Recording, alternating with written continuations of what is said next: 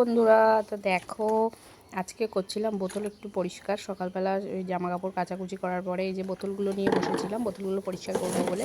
তো দেখো বোতলের মধ্যে কি পাতা দিয়েছি বলো তো, এগুলো ডুমুরের পাতা।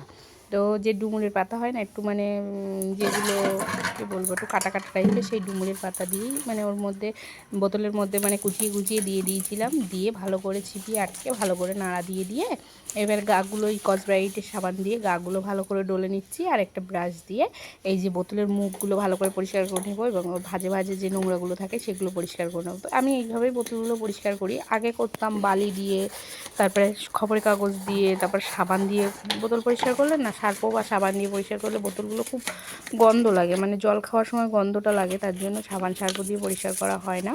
তো আমি মানে পরিষ্কার আমি করি না, অনেকে করে কিন্তু আমি করি না, আমি এইভাবে পরিষ্কার করি। তো কিছুটা বোতল পরিষ্কার করা হয়ে গেছে আর কিছুটা এখনও বাকি আছে।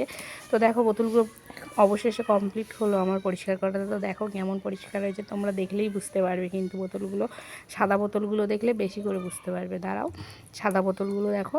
তো কেমন লেগেছে ভিডিওটা অবশ্যই কমেন্ট করে জানিও।